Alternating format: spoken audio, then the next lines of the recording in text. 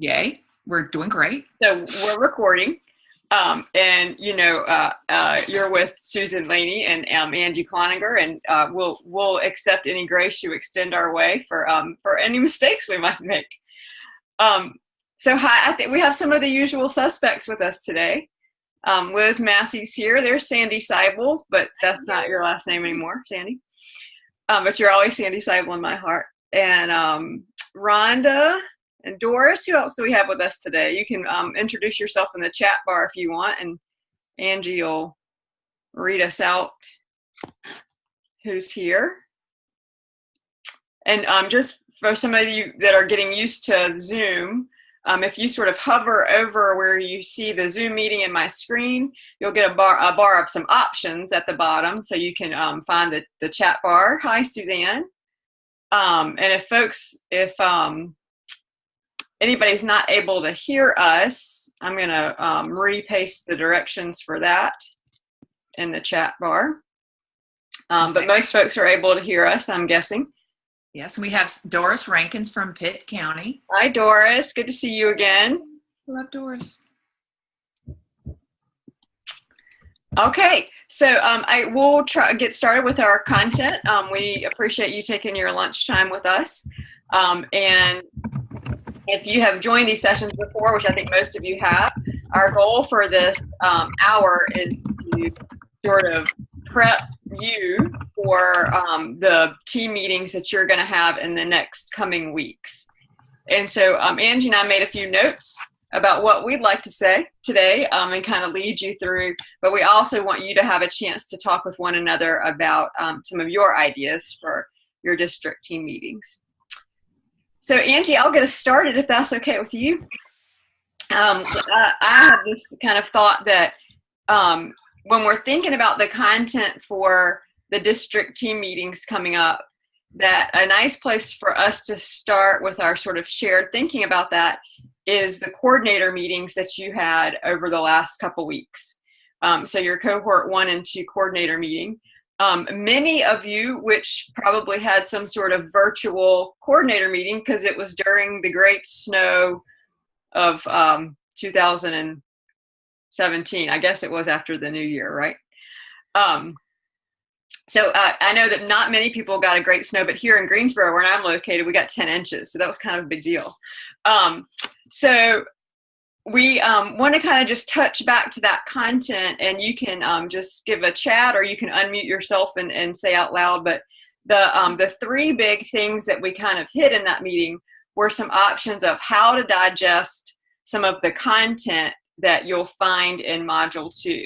So those assessment guidelines, we kind of talked about how to unpack the universal screening section, the progress monitoring section, and then also the data decision rules. So I'm just interested if folks have had a chance to engage with that, or if you were able to be at a live coordinator meeting, if you were able to engage with some of that content.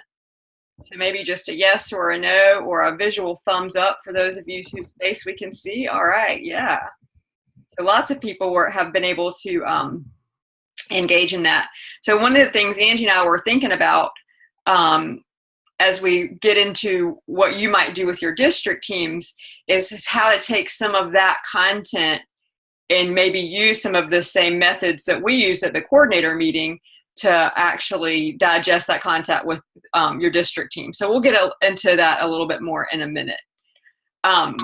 So that was kind of a lead in. We all had that touch base at the coordinator meeting. And then Angie, I'm going to scroll down here in the content and let you hit any highlights. But I think we're just heading towards our district team meeting agenda. Is that right?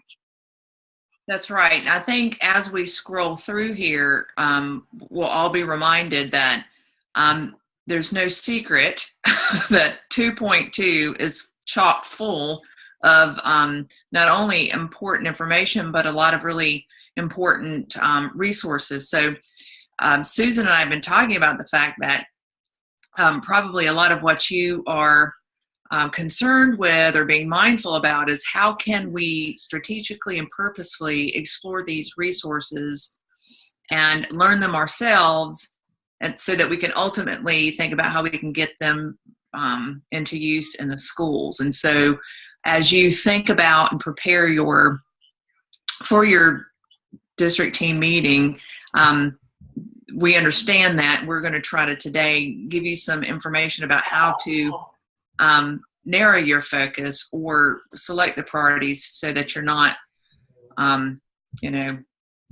insert cliche, about going wide and not deep. So we do want to be thinking about that. And something else we want to make sure we mention is that as a cheerleader for your district team, I think it's going to be important for you all to make sure your team members know that while they were hit initially with lots of information about assessment and about implementation tools, that they're going to have the remainder of the course to continue to learn them well within the context of literacy and then math and then behavior. So we will continue to see these same guidelines, these same resources, and we're going to give you continued practice with them within a nice context of some good research-based information about math and behavior also.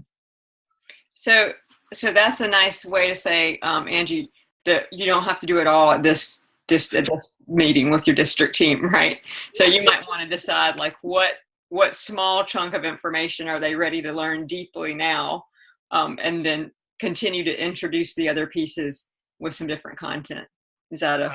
Yeah, and I even and I know that all of the participants are reading my course updates in depth when they come across their emails. But in the last communication, I asked for them to, be mindful, bring your reflection journal to the meeting, and go ahead and look at the topics you've covered, and maybe think about what topic you would like to advocate for in terms of it being addressed with the team. So that, that's something we've put in front of them as well. I mean, we'll see how that goes, but perhaps you'll have a little help with the narrowing of the field when you get there too. So are we ready to jump in and look at the agenda? Yeah, I do want to update you, Susan, in that when you were asking about what had taken place since the coordinator meeting, that that Holly said that they watched the coordinator video, and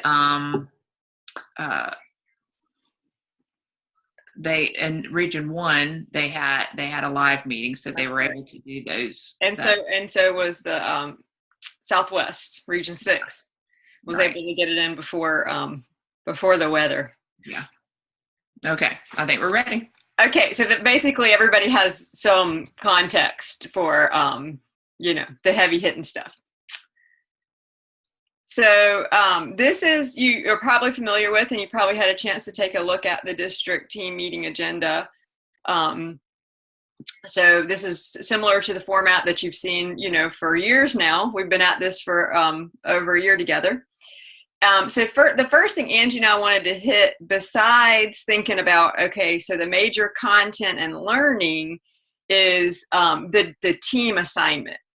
And we want to make sure that we were kind of thinking, okay, if it was my district team meeting and I could hit maybe 2 to 3 big pieces, this team assignment is one that we really kind of thought through, because it'll help you in the application of some of the tools. And we think it'll also help facilitate hearty discussion.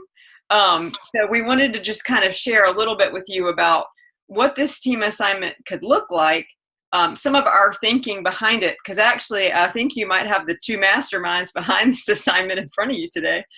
And sort of for you to think ahead, what would you want to get out of that with your team, right? So if you're kind of taking this team assignment and thinking, what would I want my district team to get out of this? So I'm just going to review the assignment, which is posted on my screen. I'm going to just try and make it a little bit larger for you. So ultimately, your district team would select just a school and a grade level.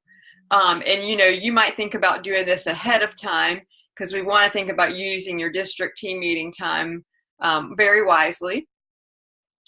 And then the next thing we would ask that you do or think about doing is use the resource planning tool using the information from the selected school's grade level information. So that resource planning tool is one of the multiple Excel spreadsheets that you've come into contact with in module 2.2. And when I hand it back over to Angie to do a little explaining, I'll actually navigate and pull that up. But most of you know I can't talk and navigate the Moodle at the same time. That is a skill set that I do not have. So, but basically, you'd be modeling kind of what would it look like to really take a look at a grade level in a school and see how our resources are, or how our student needs would dictate the use of our resources. And so what we're hoping from that is that you'd have some really hearty discussion and honest discussion about, you know, where are our schools versus where we would want them to be. I anticipate that what we see in this kind of next discussion is comparing this grade level's current literacy screening data. What could the data decision rules look like? So some of those things that you've encountered in the data decision rules document. Could all of the at-risk learners be supported through a supplemental and intense intervention? So just these discussions that are gonna, I would anticipate, take us back to the core discussion of, is our core strong enough so that we can use the right amount of resources in intervention? So Angie, you want to talk about that a little more while I see if I can find our... Go ahead and see if you can pull that up. But for sure, we can see that it's almost like it's a continuous circling when we talk about this work. It's definitely not linear, is it? But it would be interesting, and again, this is whatever fits your purpose, but it would be interesting, I think, to take one of your lower performing schools who, whenever you start talking about a multi-tiered system of support, really have a tough time getting past the fact that we have so many students who need help and we don't have the help. And so I think by starting with this resource planning tool, we're able to take those conversations to a much more concrete, sort of granular level, so that we're able to clearly see, okay, this is what you can do. So how can we make our resources match up with what we're seeing in terms of student achievement? And when it's clear that we can't give every kid who's not quite at benchmark additional help, yeah, we can no longer shy away from the discussion of what are we going to do to get the core in a place that's appropriate or makes sense for your school. So I think this is definitely it's almost like a really good conversation starter when you are trying to bring this down to earth just a little bit with your schools, especially those who are so far away from that 80% mark. So I've got the tool. I'm going to kind of slide it up here for us to take a look at, if that's okay, to just look at the use of it. So I think we probably have a video on how to use it in the course. And then we'll have this recording. But then just to kind of get you acclimated with the tool, but then I want to spend a few minutes for us to talk about what data would you actually bring to plug into this tool, right? So that you can have your district team meeting kind of ready to go of what you would look at. So some of you, I've actually heard from some of you, because my email's in here, if you need help with this tool. But this is a tool that we adapted from Mark Shin. So if you've ever seen Mark, I like how I call him by his first name as if we're friends. But if you've seen Dr. Shin, Facebook friends, or that's right, present at any state or national conferences, you may have seen him talk about this tool. And so he allowed me to adapt it some, and I shared it back with him. So the first thing I'll say is what may be the easiest to do the first time out is just deal with the supplemental. It's quite complex to start to think about who might need supplemental versus intensive and kind of plug it in here. So when I've worked with it with a couple of my districts, what we've done is just said, you know what we're going to do is we're just going to say, what's the number of kids who are going to need some sort of extra help? and work from there, because we'll still get the picture.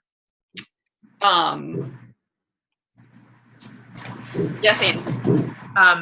If you are not on mute, Andy, go ahead and mute yourselves until you need to make a comment, because I think some folks are having some difficulty with the background noise. And Angie, I think you can actually click on some little faces and mute folks that aren't muted if you want that level of control. So basically, how to use this tool is you've got to fill in the number of students per grade level. So we'll just play around. So here I just did an elementary.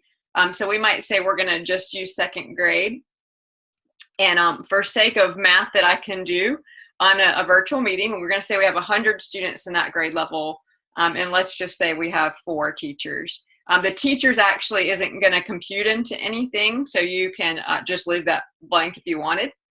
But what you see on this top row is, based on some national recommendations of a group size of 5 and supplemental instruction of about 30 minutes a day, if I have 100 second graders, my resources, the resources that I likely have, can support about 20 students receiving some sort of extra help. That's going to equate to about 4 groups of intervention. And what that's going to mean is that that's 2 hours of instruction a day. And the way that Dr. Shin had initially had this tool is he's saying, you have to think about that in terms of human beings, right? Someone has to provide that instruction. And you may be at the point where you're saying it would be above and beyond a classroom teacher, because we wouldn't be able to promote that, give that amount of time outside or in addition to classroom instruction. And then this final little box here is going to give you, if we did all the grade levels, essentially the FTE. So how many full-time equivalent positions are we talking about to do this work? And this could very easily be people that, you already have on staff. So if you have reading specialists or Title I teachers or ESL teachers who are able to work across the board, this is where we can start really thinking about aligning and using our resources. So let's just say if we had 100 students per grade level, what that would look like for the picture of this entire school. So we can look at school-wide needs. So we'd have 600 kids in this building, about 20 students in each grade level receiving intervention, that group size. And so what we're seeing is that in itself would require 2 folks at 6 hours a day to provide that intervention. And so that's a time around the district team where you can have this honest conversation of, is that what we're really able to do in our schools? Are we really able to say that those number of humans, those number of staff are set aside to just provide that support? And that may be the beginning of the discussion of, we really need to put more effort or more of our resources into core, because we may not have those people to give. So the bottom section, so you see this top section says kind of a standard resource planning, to just give you an idea of what should it look like for the size of your building. Just a note also, the group size will always calculate up based on the number of students. So it won't ever ask you to put a half of a student in a group, right? It'll always make a new group for that student. I was really proud of figuring out how to write that formula. So down here under the customized resource planning, our number of students per grade level sort of shifts over. But this is where we're able to say, but what's actually happening in this school building? So to me, one of the easiest things to pull to begin this conversation could be your M-class reports, right? So if I have second grade students and they've all taken the winter benchmark on DIBELS or on the TRC, but the DIBELS would be more closely aligned to a universal screener, then what we could say is, okay, based on that measure, or those measures, the students who are falling in that yellow or red category, that's who this assessment is suggesting would need supplemental support. Okay, so out of my 100 students, if I have 20 students in the yellow category and 20 students in the red category, then if I'm just kind of playing with this one box, I would say, okay, so my data is telling me that I have 40 students who are in need of some sort of extra instruction. Does that part make some sense? Did I do my math right, Angie? Because I really tried to choose some numbers I could add in front of people. I'm going to say yes, but I really can't believe you just asked me to confirm if you did math correctly. So here you can see that would be 40 students. So that's going to immediately tell us our percentage of the grade level. And then we have to kind of decide, okay, on, well, what would our group size and our minutes of instruction be per day? So if you've started to have some of these conversations around a standardized tier 2 or standardized supplemental support, you might say, well, you know what, we've got a program or a practice that says we need 4 students per group. And this program is going to take 20 minutes per day, or let's just say 25 minutes per day. So those are some things that are going to be set for you when you start really selecting programs and practices that we know we can support over time. So if we put those 2 things in there, it's going to tell us, hey, that really means that we're going to need 10 intervention groups for 2nd grade. So my gut reaction to that is that's a lot of intervention groups at 25 minutes a day. That's over 4 hours a day of instruction that would be required for an individual to, direct in the intervention, right? So if we do that kind of for every grade level, then you would get that total number of FTEs that it would warrant. And you can start to have that discussion. Ultimately, to me, the question is, are we trying to intervene ourselves out of a core instruction problem, which is what Angie often says, right?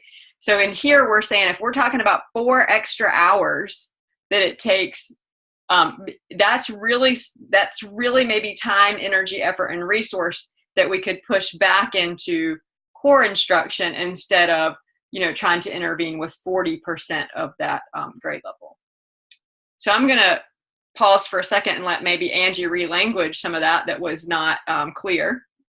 Well, it was all very clear, but what I'm going to have us consider is how what we just did may be different than what it felt like within the context of the course. There's something very different about going in and plugging in the actual numbers, having some conversation around it, than it is when you are listening to the incredible recording that talks about it.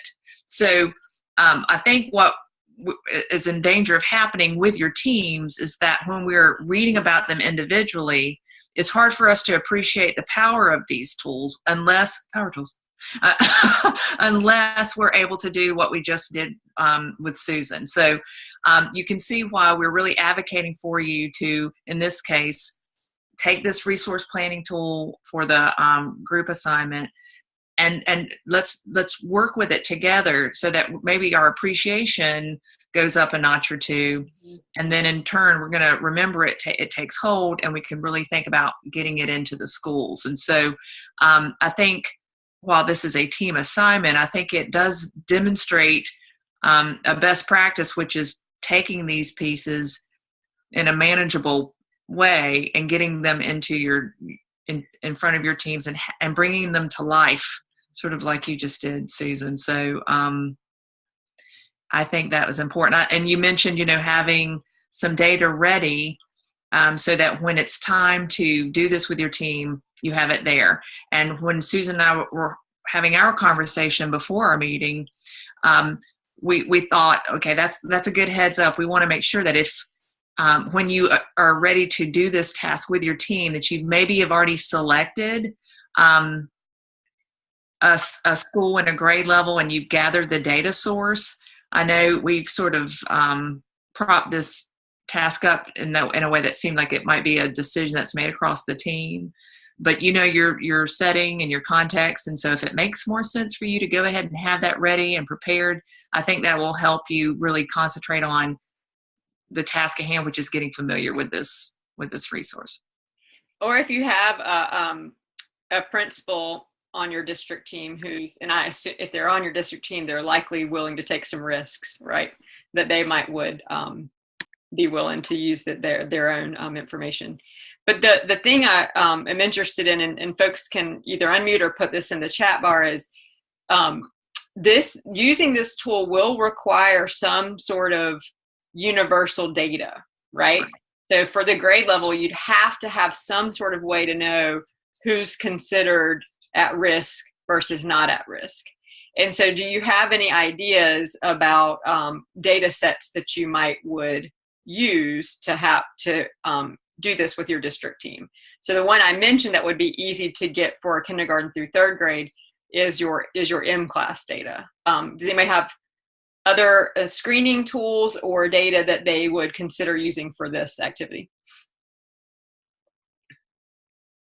And Susan, I'm monitoring the chat box in case anyone wants to type in there. Holly has a great idea in the chat box. So STAR or MAP, right? So any of those universal screening tools would be excellent. You've just got to make sure we've got some sort of cut point, which they all would, to say who's at risk and who's not at risk. Some sort of criterion set bar that we would use to kind of make that decision. Liz says M class for elementary, I ready for secondary. And so another thing to think about is, would there be a way to use this if you're trying to use it with a school, or think about a school that doesn't have like a traditional universal screening measure? So maybe would there be a way to use like quarterly benchmark information or some sort of other assessments where you can just decide, yes, there's a cut point of there's some risk here or there's not risk? And I would encourage you guys to, for the demonstration piece or the actual team assignment piece, go for your quick win. And that's a Susan Laneyism. Go for your quick win. Go for a data set or an indicator or grade level that's going to be easiest to allow you all to actually concentrate on the tool itself, rather than getting into long deliberations about what type of data would be best. Tool, do we really agree with it, right? Like, yeah. We can get derailed so easily. So I would go for something that might seem a bit easier. So really kind of if you want a summary of what we just took what I just took a long time to say, the big goal of the assignment is to really look at some numbers to say, can we support the intervention that this building requires? Right? And can we really support that intervention with the number of staff that we have? Or is this a time where we need to start to think about, pushing resources back into core? Or it can just help us allocate. So if we have 3 or 4 staff in our building who provide some sort of supplemental support, this can help us figure out where those folks need to be plugged in.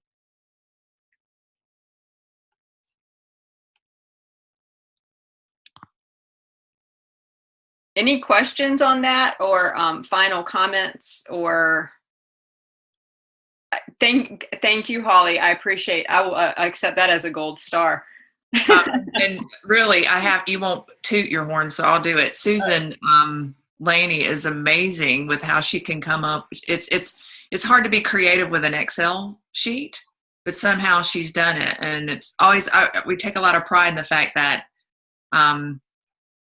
she can take something that a national MTSS researcher makes and make it better, which is horrible. pretty awesome. I will say, okay, so I will thank you, Angie. I'm so comfortable.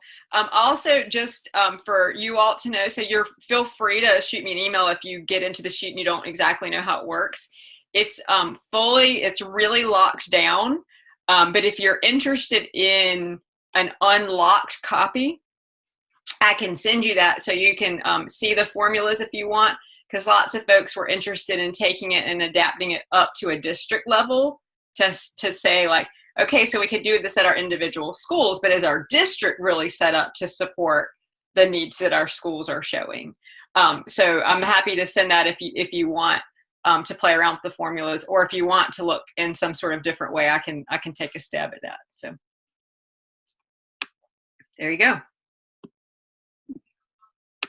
Okay, Angie, we're at 12:30, which means that the chances are we have a new president. That happened from 12 to 12:30, right? I think that did. Right? Yes. What's next then? Well, and we're still here, so that's good. All right, so I'm looking at my new notes, Susan. So we touched base with what was covered in the coordinator meeting. And in order to make a connection, what we wanted you guys to know is that might be selecting one of those three areas might be a nice way of trying to sort of cut through the clutter a little bit of the topics that you see on your agenda and maybe narrow down, and that could be self-selected or team selected. But we do have some heavy hitting pieces. So we recognize the challenge for you, the coordinator, the facilitator of your meeting, to really try to narrow the focus. And those, I think, selecting one of those three areas from your coordinators meeting would do that. Also, the guiding questions, I think, would do a nice job of propelling that conversation in a very productive manner. So we're advocating for that, for you to make use of those ideas from your coordinators meeting when you get there. And then certainly, while we want you to focus and prioritize the agenda topics, we do want to make sure that in addition to the great conversation you'll have with your team, that you do get to the point where you can address the team assignment. A lot of you guys are early adopters that are here with us. And so it's always, I think some folks are always motivated by seeing the response of other teams.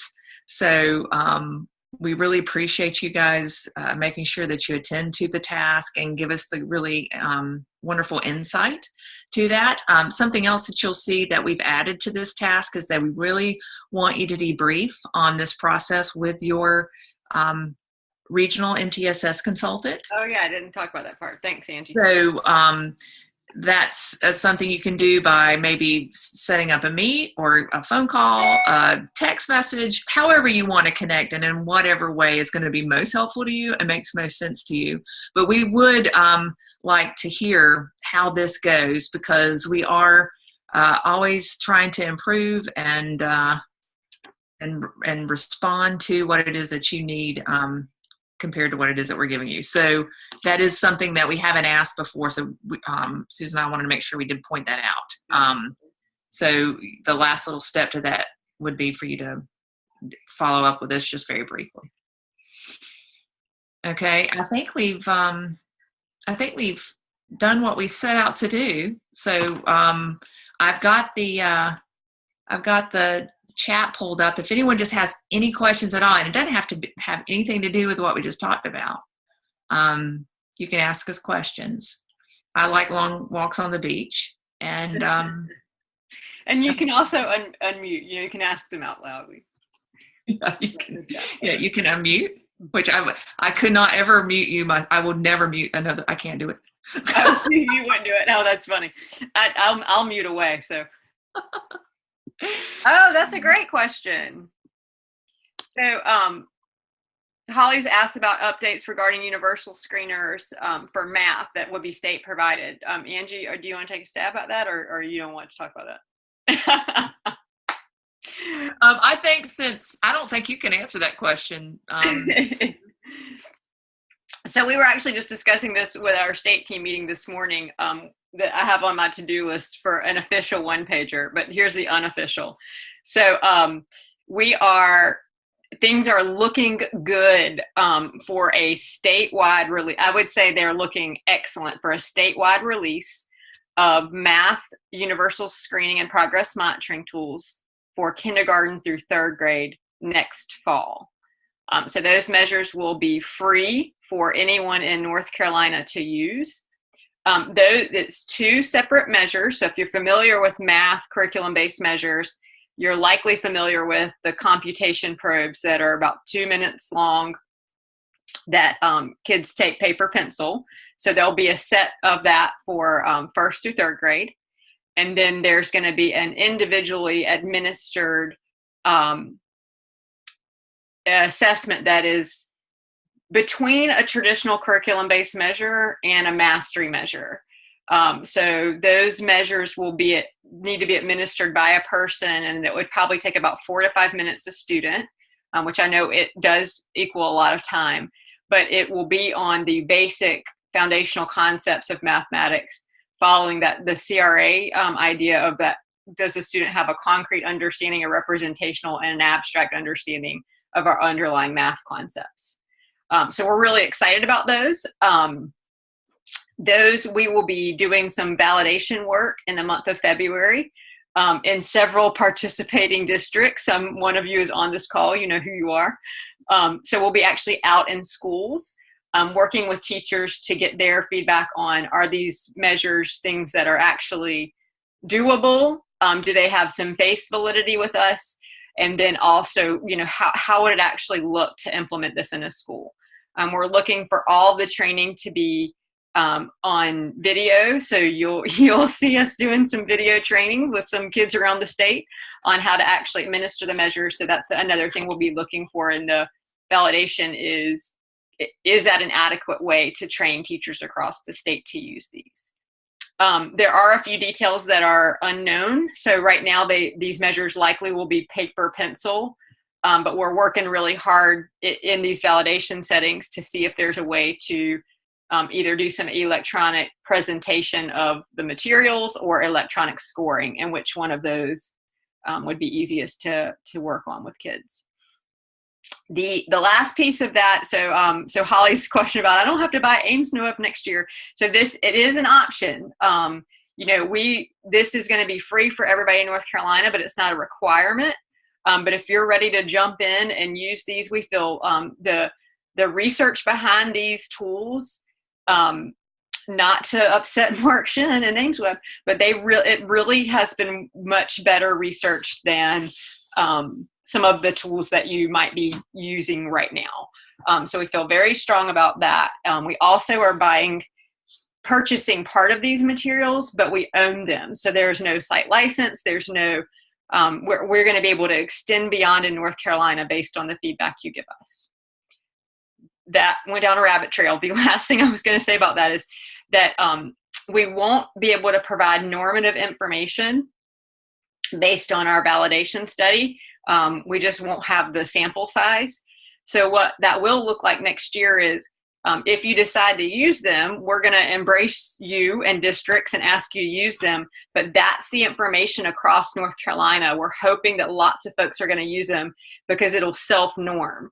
So if you give it to all the students in your schools, we can match that to the demographics of the state.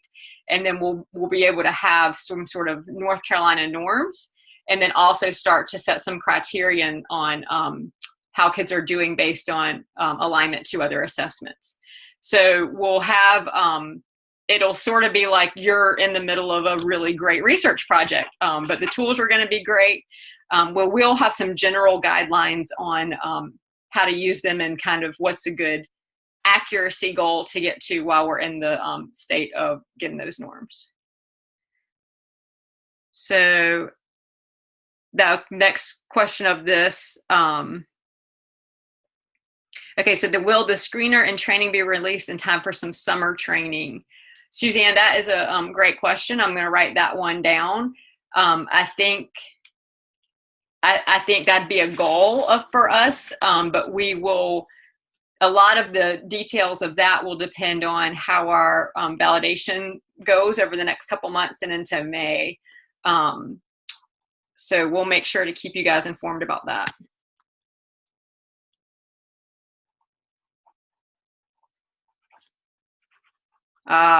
Of course you are. You're already thinking about summer academies. Yes. And then the other question that Doris had about the replacement for CCAS that would include MTSS documentation component Angie, do you know? Um, I don't know the specifics for that enough to where I would want to give anyone a definitive answer. But again, that's something I think we much have more to, slowly than anyone could have ever anticipated. That's what I know. right. Yeah, but that's another, I think we've got a direct pipeline to someone who could give us an answer, and that's something we can make sure we get out to the coordinators as we continue to support them. So we'll jot that down too, to see if we can get any specific dates up and going, but I know they're working on it. I know. I bet I haven't worked for the state very long, just a couple of years, but I didn't think things could possibly move any slower than when I worked in a district. But it's true that it can go slower. Right. So yeah, that we're really excited about those projects, and as we get going here in the next month with our math project, hopefully we'll be able to maybe take some short videos and kind of post those out to coordinators so you can kind of start to see what this looks like, what it would look like in the classroom, what the materials look like, and kind of the measures, what they're actually going to look like. So. Okay, I'm just going to give us just another minute just to make sure there aren't any other questions or insights or comments, concerns. When you get Cloninger and Laney, we're not gonna keep you. That's true. We're gonna try and give you a few minutes to have your lunch. Right.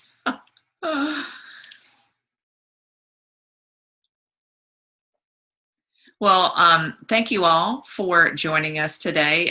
We have recorded this. Susan's going to figure out how to convert all that recording, and we'll post it on I think we post those on the wiki, don't we, Susan? So thank you so much for your time. And Susan, thank you for walking us through that tool and talking to us about all the important stuff that's going on. And again, you know that your consultant's just a phone call away or a text or an email, and don't hesitate to contact us if you need anything. Anything else, Susan? I don't think so. I'll try and stop recording, and we'll hang on just for a few seconds if anybody has Let's do that. burning questions.